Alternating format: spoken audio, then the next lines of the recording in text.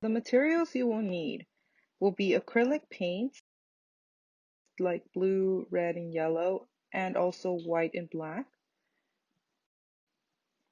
Then I would also recommend getting a container that's empty or a toilet paper roll because we will be wrapping our coils around this.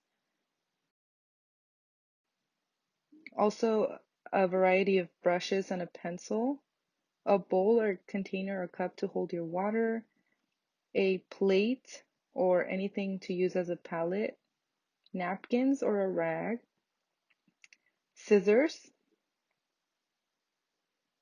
a fork. We're going to go ahead and use Model Magic for this video.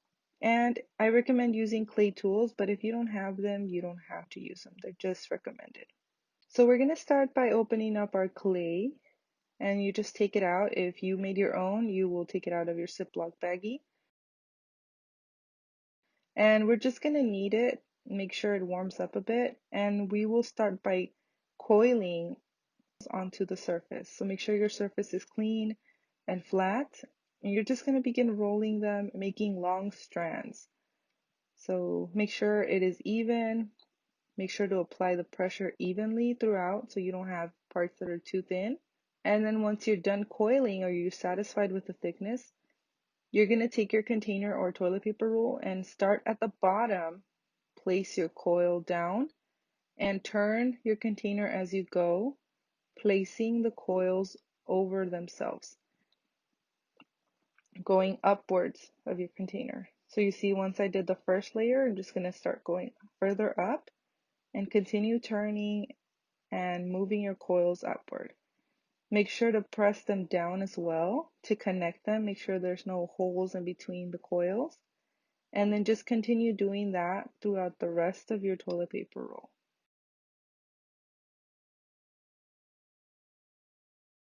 If you need more, you can always go ahead and get some more make some more coils on your surface. Make sure they're the same thickness as the ones you made previously. And then just continue coiling up the rest of your container. Make sure to apply pressure lightly and push the coils down. Okay.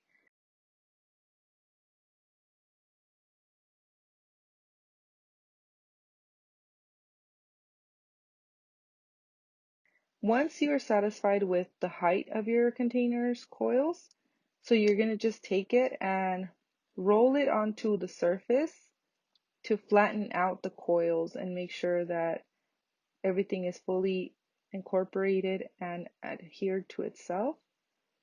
At this time, you can go ahead and use clay tools to smoothen out any of the creases. If you have them, you can also use a bat and pat them down.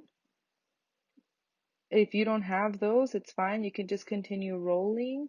Once you're satisfied with that, you can go ahead and take an extra piece of clay, and we're just going to make a flattened circle. We're going to use this as the base of our vessel. So I'm just going to flatten out a thin piece, and I'm just going to place my toilet paper roll right over it and press it lightly. And if you have those pieces that are sticking out, you can go ahead and use either your clay tools and remove the pieces, or just simply take your scissors and just trim around the edges. And then once you've cut everything off, you can go ahead and smooth it with your hands. Make sure that there's no corners that are pointed out or anything that's sticking out. And then you're going to also go ahead and turn your vessel around, and towards the inside, you're just going to stick your fingers in there and detach it a little bit from the toilet paper roll or your container, just so it could be easy to remove later. And once that's done, you can also take a stick and press the clay downward if it might have gotten inside. Make sure everything's really smooth, and you can go ahead and start using your fork or toothpick at this time and create designs or patterns on the outside of your vessel. It is recommended to do this while the clay is still wet, because if it's dry, you will no longer be able to do these designs or impressions. So I would recommend taking a fork and just continuously making patterns. I'm just making a repeated pattern all over. You can do whatever you decide to do. You can also use a toothpick, as I said, to create little dots or lines or patterns. So once it's fully dry, we're going to take our container and we're going to first start off by painting the base.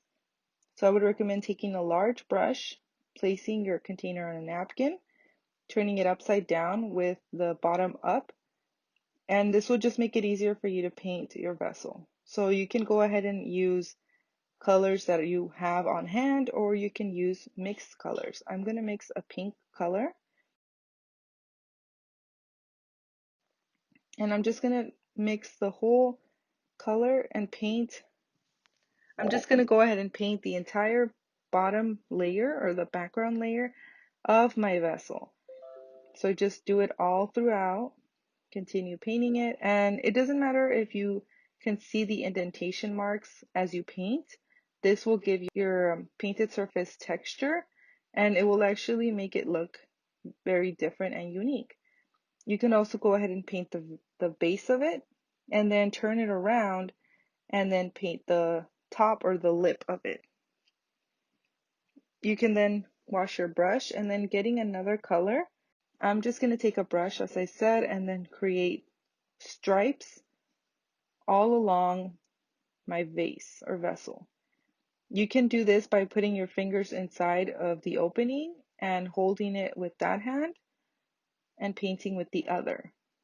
So I'm just putting my brush along one side and turning my hand.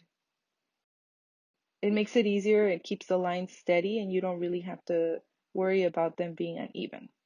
So once you've created a pattern or something of the sort, you can add details or add figures, draw your name, anything you decide. Here I'm just drawing leaves along the stripes that I created, maybe making it look a little bit more like stems.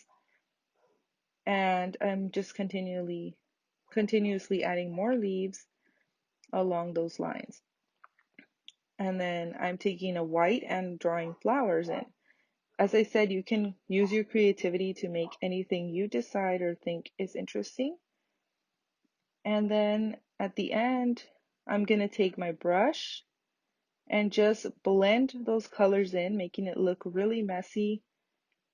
And I'm only doing this because since these pieces are based on excavated pieces from Mexico, Colima, Guanajuato, Jalisco, I'm gonna try to kind of mimic it and give it an aged look.